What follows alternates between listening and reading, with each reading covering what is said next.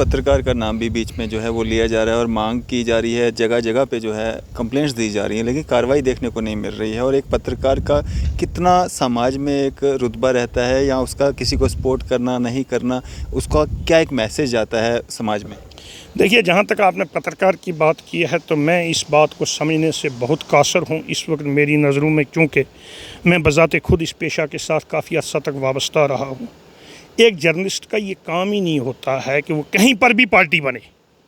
कहता हूँ कि इन लोगों को जर्नलिस्ट के खाते में लाना या पत्रकार के खाते में लाना वो एक गलत बात है। उनको कहना चाहिए, ओपनली कहना चाहिए, हम एक्टिविस्ट हैं। तो कौन सी बुरी बात है? एक्टिविस्ट हैं, पॉलिटिकल पार्टी के एक्टिविस्ट हैं। तो जहाँ तक सरकार का कार्रवाई करना या न करना, देखिए सरकार पर लोग देख रहे हैं, हर तरफ से देख रहे हैं कि किस तरीके से दोहरा मेयार चल रहा है। कानून का दोहरा मेयार नहीं होना चाहिए। मैं ये नहीं मुतालबा करता हूँ, मैं ये नहीं कहता हूँ कि आपको कार्रवाई करनी ही चाहिए साहब। कुछ मामलात में तो आप बहुत जल्दी कार्रवाई कर देते हैं और कुछ मामलात में जैसे आपने बात सुनी ही नहीं। तो ये मुझे लगता है कि सरकार को जो है सवालिया निशाने में एडमिनिस्ट्रेशन, इंतज़ामिया आती है कि ये बाइस्ड है। कुछ मामलात में तो बहुत जल्दी कार्रवाई कर दी है। तो रहा सवाल जर्नलिज्म का, तो जर्नलिज्म को हमारे इन लोगों ने जो जर्नलिज्म के नाम पर इसको बदनाम करके रख दिया। हमारे साथ खास बातचीत में मौजूद है जम्मू व कश्मीर पंचायत कॉन्फ्रेंस प्रेसिडेंट शफीक मीर साहब। सर, स्वागत है आपका न्यूज़ सर इंडिया में। बहुत बहुत शुक्रिया। मीर साहब, जिस तरह से अभी आप देख रहे हैं जम्मू प्रोविंस में खासकर भद्रवाह वगैरह रामबन कर्फ्यू जो है वो नाफिज करना पड़ा, कैसे देखते हैं जो हालात बने हुए हैं, खासकर जब से नूपुर शर्मा के द्वारा जो एक बयान दिया गया था उसके बाद से लगभग 10 दिन के बाद जो है उनको भाजपा के द्वारा जो है बाहर का रास्ता दिखाया गया। अब उनको सिक्योरिटी भी जो है उनको बढ़ाई गई है क्योंकि उनको जान के खतरा भी जो है वो हो रहा है। देखिए, नूपुर शर्मा वाले मामले पर मैं ज़्यादा बात नहीं करूंगा, क्योंकि दुनिया की तारीख़ में एक ऐसी हस्ती पर जो है उसने एक सवाल उठाया है या एक किस्म की ब्लास्फेमी, कुफरिया कलमात के हैं, तो मेरी ये ताकत नहीं है कि मैं उस इशू पर बात करूं। जहां तक जम्मू कश्मीर पर इसका इम्पेक्ट और ख़ास कर सूबा जम्मू के अंदर इसका इम्पेक्ट, जैसा आपने मिसाल दी है भद्रवाह, किश्तवाड़ या चनाब वैली के अंदर जो कर्फ्यू की सूरत हाल है, वो सूरत हाल, तो मुझे लगता है कि जम्मू कश्मीर के अंदर चूँकि कुछ इलेक्शन की आमद की कुछ खबरें आ रही हैं, तो उस चीज़ को लेकर भी जानबूझकर इन चीज़ों को हवा दी जा रही है।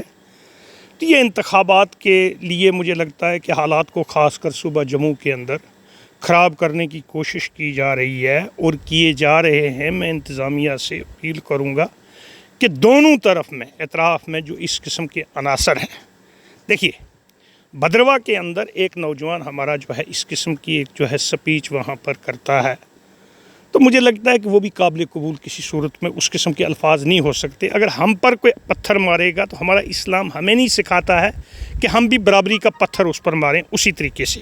तो वो अल्फाज किसी भी सूरत में काबिल कबूल नहीं है। लेकिन वहाँ पर कर्फ्यू लग जाता है, उसके ऊपर जो है कार्रवाई कानूनी भी हो जाती है, केस भी रजिस्टर हो जाता है, गुड, नो इशू।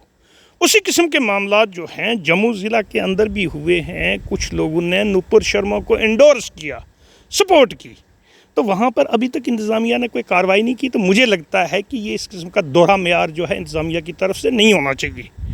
तो रहा सवाल ये, दूसरी तरफ मैं ये कहूँगा कि ये बराबरी का होना चाहिए और जम्मू कश्मीर के अंदर जो है सरकार को पूरे तरीके से विजिलेंट रहना चाहिए और तमाम लोगों को कानून के दायरे या कानून की लाठी के साथ बराबर हाँकना चाहिए। यूपी जैसी सूरत हाल नहीं होनी चाहिए। वहाँ पर इस किस्म के मामला जो है, जो लोग प्रोटेस्ट कर रहे हैं उनकी प्रॉपर्टीज़ पर उनको तो गिराया जा रहा है, उन पर तो कार्रवाई की जा रही है, लेकिन जिन लोगों ने इस किस्म के ब्लास्फेमस एक्ट्स किए हैं, कुफरिया कलमात इस्तेमाल किए हैं, तौहीन रसालत की है, उनके ख़िलाफ़ जो है कोई खातर ख्वाह जो है, मुझे नहीं लगता है कि उस किस्म की कोई कार्रवाई हुई है।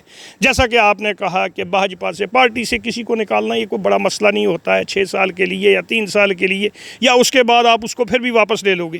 भाई कानून क्या कहता है? आपका कानून, इसके बारे में तो कानून है हमारे पास। कोई आदमी किसी मज़हब की तौहीन करता है, किसी पैगम्बर की तौहीन करता है, किसी भी मज़हब की, उसके लिए बाज़ाब्ता हमारे पास जो है हमारे कॉन्स्टिट्यूशन के अंदर कानून है। कानूनी कार्रवाई करो उसके खिलाफ। पॉलिटिकल कार्रवाई या पार्टी से निकालना या पार्टी में रखना या पार्टी में मैंडेट देना, न मैंडेट देना, दैट्स नॉट इशू। तो मुझे लगता है कि जिस तरीके से लोगों की दिल आज़ारी जो है पूरी दुनिया के अंदर हुई है एक उस खातून की तरफ से, जो एक्ट उसने किया है, लेकिन उसको भी मैं ये कहता हूँ कि हम तमाम जो अपने मुल्क के हिंदू हैं उनको उसके साथ नहीं जोड़ सकते। वो भी फ़र्द वाहिद का एक्ट था, उस एक खातून का ज़ाती एक्ट था, उसको ज़ाती तौर पर उसकी सज़ा मिलनी चाहिए। इसी तरीके से भद्रवाह के अंदर अगर एक नौजवान ने इस किस्म के कलमात का इस्तेमाल किया है तो मैं ये समझता हूँ वो भी ज़ाती एक्ट है उसका। उसके जो एक्शन या उसकी स्पीच या उसके ख़यालात को तमाम मुसलमान इंडोर्स नहीं करते, और ना हमारे हिंदू भाइयों को उसको जो है तमाम मुसलमानों के साथ जोड़ के देखना चाहिए। अलबत्ता अब अपनी पॉलिटिक्स को गर्म करने के लिए, वोट बैंक को गर्म करने के लिए ये लोग जो हैं करेंगे, ये पॉलिटिकल पार्टीज़ करेंगी। सरकार को इस पर विजिलेंट रहना चाहिए।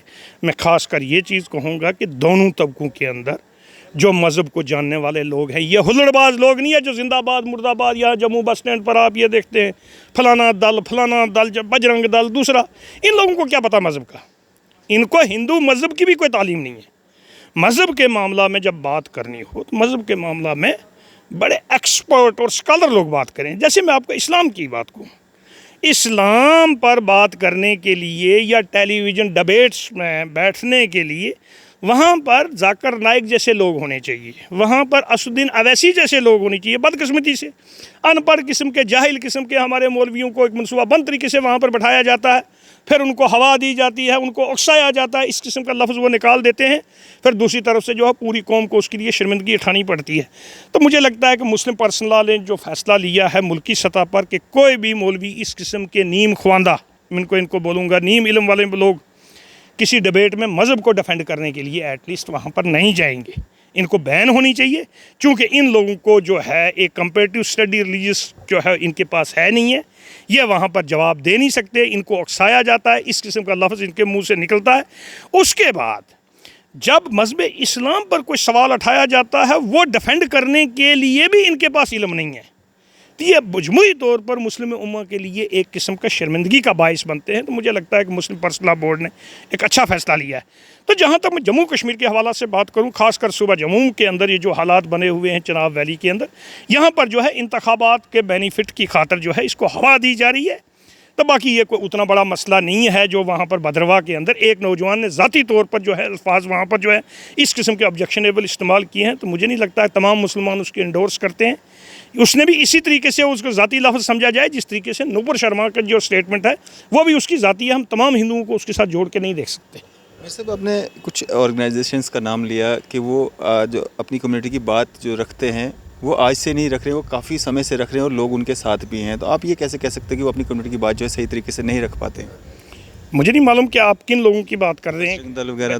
देखिए मैं आपको एक चीज़ बताऊं कि कम्युनिटी की बात रखना एक अलग बात होती है, मज़हब पर बात करना अलग बात होती है। मज़हब के बारे में आप लोग कितने जानते हो?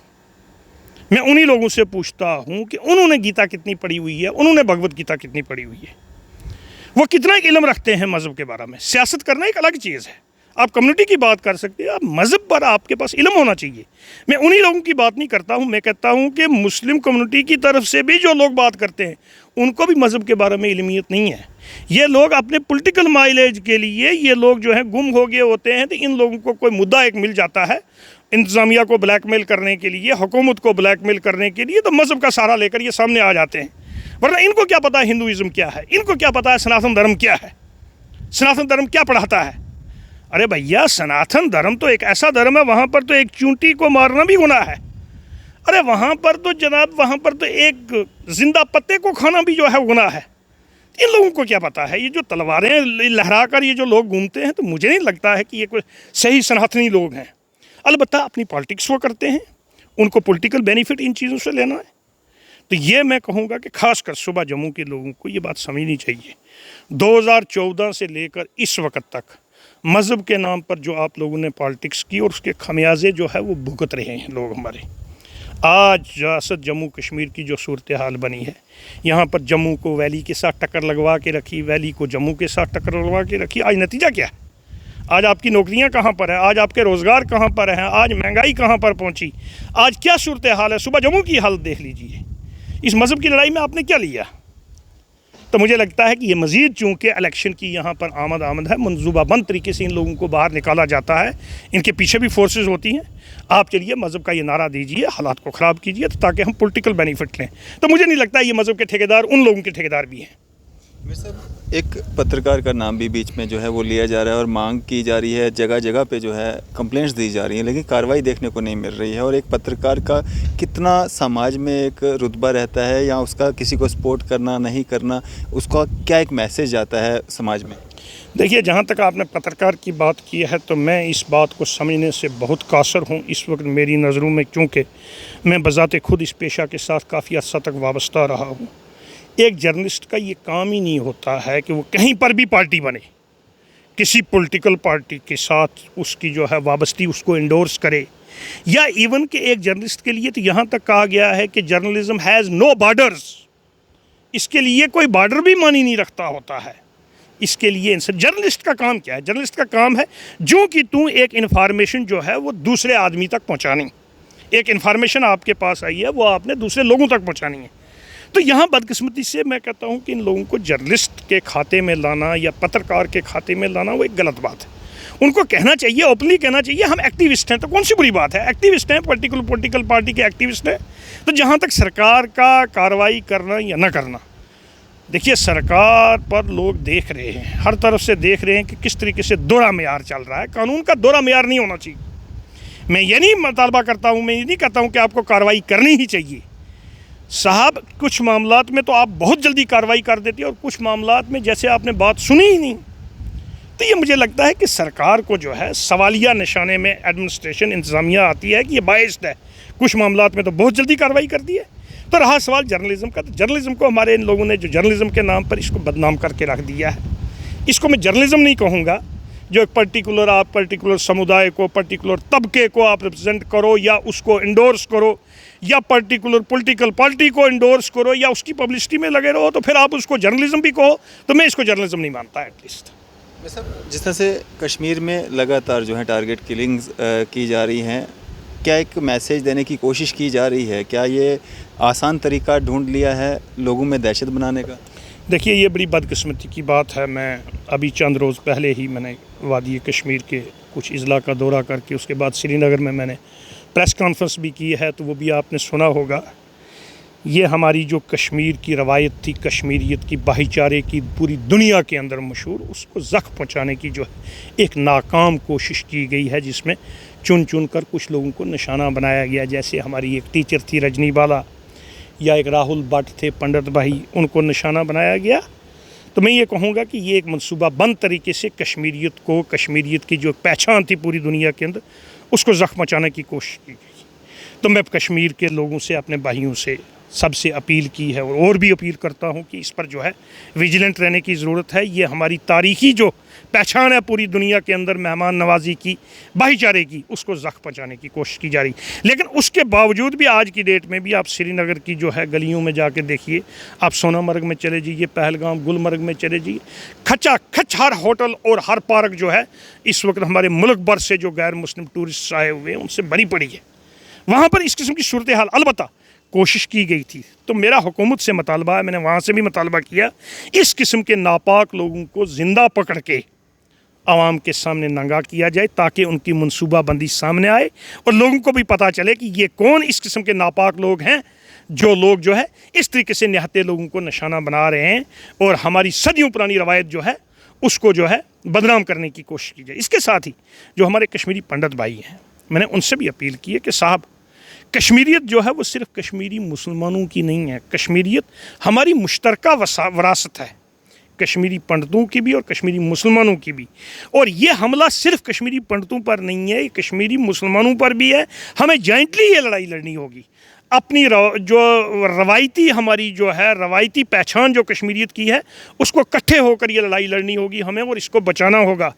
तो मुझे लगता है कि अब गलती करके जो हमारे कश्मीरी पंडित भाई वहाँ पर रह रहे हैं, उनको किसी भी सूरत में वहाँ से नकल मकानी नहीं करनी चाहिए। हमारे जो मुलाजमीन या हमारे जो काम करने वाले लोग जो मुल्क की बाकी रियासतों से कश्मीर के अंदर आए हुए हैं, मैं उनको भी कहूँगा कि आपको कश्मीर की सोसाइटी आम लोगों से जो है किसी किस्म का खौफ खाने की ज़रूरत नहीं है। आम लोग आपके साथ हैं और हमारे लोग उनकी हिफाजत करेंगे। वो लोग भी इसी तरीके से रोज़ी रोटी कमाने यहाँ आए हुए हैं जिस तरीके से हमारे लोग मुल्क के बाकी हिस्सों में रोज़ी रोटी कमाने के लिए जाते हैं। तो हमारा फ़र्ज़ बनता है कि उनको हर किस्म का तहफ़्फ़ुज़ दिया जाए और तहफ़्फ़ुज़ दे रहे हैं हमारे लोग। तो मुझे लगता है उनको फ़िक्र करने की ज़रूरत नहीं है। कश्मीर जो है रवायती भाईचारे के लिए मशहूर है और वो उस अपनी रवायत को बनाए रखेगी।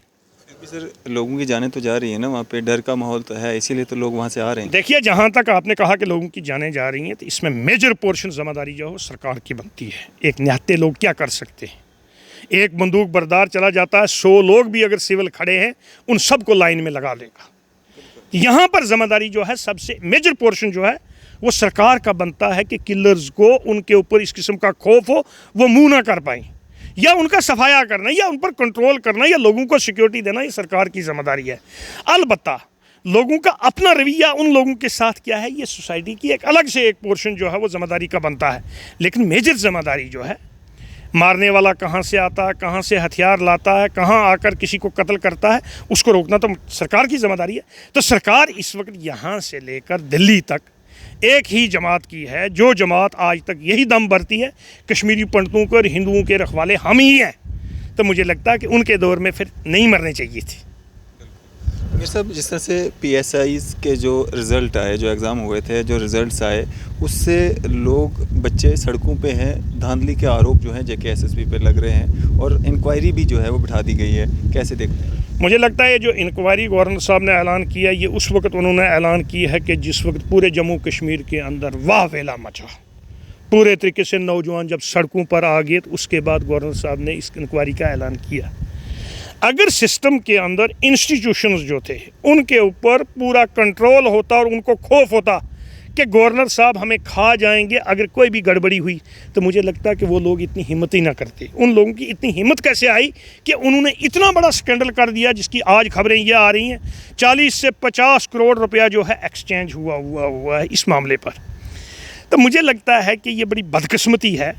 अब आज भी नौजवान, गवर्नर साहब ने ऐलान कर दिया ना इन्वेस्टिगेशन का, देखिए अब लोगों का एतमाद किस तरीके से सरकारी इंस्टीट्यूशन से उठ चुका हुआ, सरकार से उठ चुका हुआ, लोग उस पर यकीन ही नहीं कर रहे। लोग आज भी मुतालबा कर रहे हैं जी CBI से इसकी तहकीकात करवाई जाए, सेंट्रल एजेंसी से तहकीकात करवाई जाए, क्योंकि स्टेट के जो सिस्टम है उसके ऊपर लोगों का एतमाद ही नहीं रहा, भरोसा ही नहीं रहा है। तो सरकार को चाहिए, गवर्नर साहब को अभी भी मैं ये चाहूँगा कि फौरी तौर पर वक्त ज़ाया किए बगैर इंस्टीट्यूशंस की क्रेडिबिलिटी को बहाल करने की खातिर इसको CBI को या दूसरी किसी इंडिपेंडेंट एजेंसी को केस दे देना चाहिए और उन लोगों को कैफरे किरदार तक पहुंचाना चाहिए जिन्होंने इतना बड़ा गुनाहों जुर्म जो है किया है, हज़ारों बच्चों के जो है फ्यूचर के साथ खेला है। अब मुझे एक खदशा है कि हमारे नौजवानों का जिस तरीके से सिस्टम से भरोसा उठ रहा है, गॉड फॉरबिड इसके नताइज क्या निकलेंगे, उनके जहन पर इसके असरात क्या पड़ेंगे। आपको अरफाज साहब याद होगा कि 1987 में हमारे इलेक्शन सिस्टम से लोगों का भरोसा उठ गया था, जब उस वक्त इंस्टीट्यूशनल रिगिंग हुई थी जम्मू कश्मीर इंतखाबात के अंदर। गुज़िश्ता 40 साल से हम वो चीज़ भुगत रहे हैं। 40 साल से जितना खून खराबा जम्मू कश्मीर के अंदर हुआ है 30 साल से, उसका ज़िम्मेदार 1987 के वो इलेक्शन हैं, इंतखाबात हैं जिनको रिग किया गया था और इंस्टीट्यूशन से लोगों का भरोसा उठ गया।